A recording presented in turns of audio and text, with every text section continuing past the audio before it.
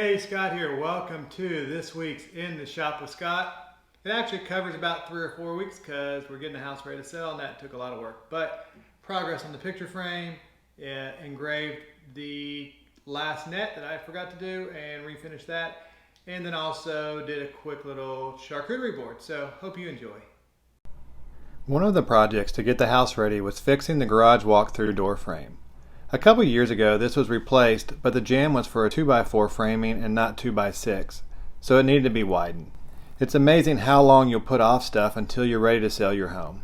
I ripped a couple pieces of poplar I had on hand to the needed width and then using the Festool domino cut slots to keep it aligned while the glue dried. This turned out pretty good. I had a request for a charcuterie board for a staff member leaving our church. I had prepped a couple of these walnut slabs a while back. Just needed the final sand to remove the Starbond CA glue used to fill the holes.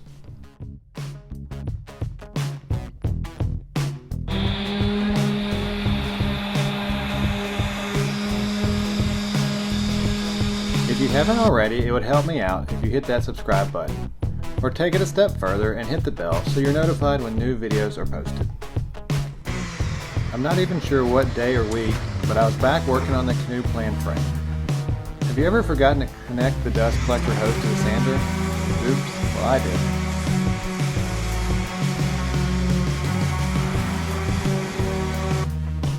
did. There were some tiny gaps in the dovetail joints that I filled with a glue and sanding dust mixture. With this dried, it was time to sand the frame smooth.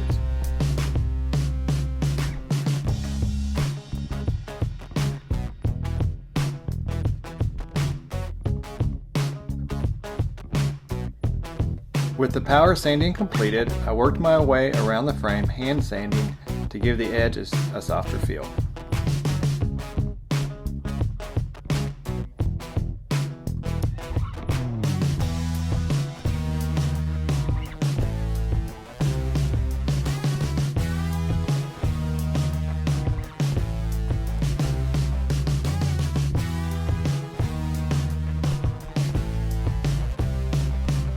Since I forgot to engrave my logo prior to assembly, I went old school with the branding iron.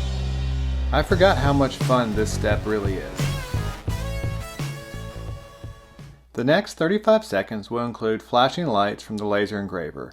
Please skip ahead if you have photosensitivity. The recipient for the charcuterie board is a huge Spider-Man fan, so the request was to engrave the Spider logo. I think it turned out pretty cool.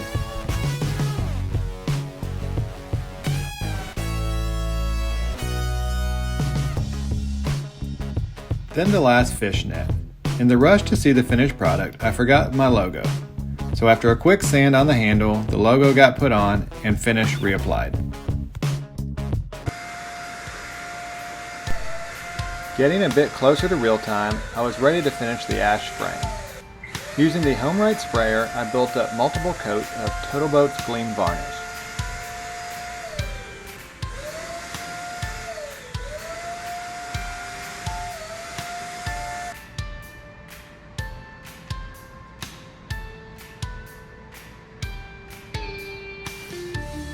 There are links in the description for the sprayer, varnish, and respirator. I really like this varnish since it can be recoated in a little as an hour.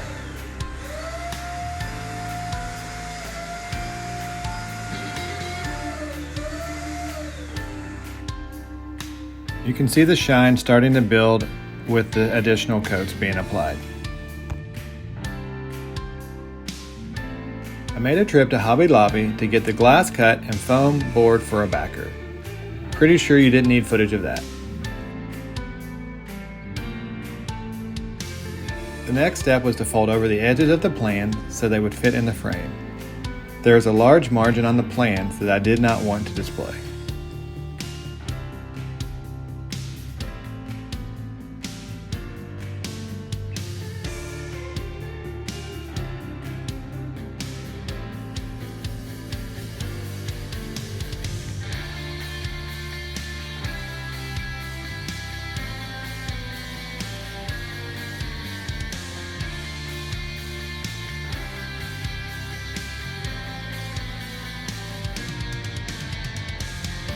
With the plans down to the correct size, I used the cardboard the glass was wrapped in to cut the foam board to size.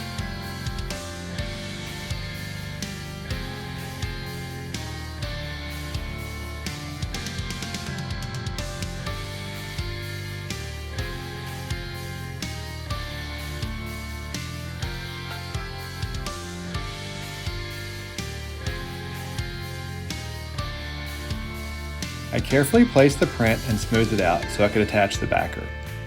I was going to use toggles, but figured it would be unlikely I would remove this from the frame, so used glazing points instead, which the framer at Hobby Lobby suggested. After the fact, I wish I would have used the toggles, but oh well. The final step for the frame was adding the hanging hardware.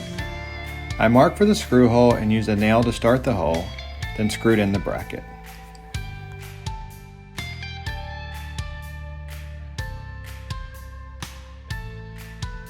Thanks for watching.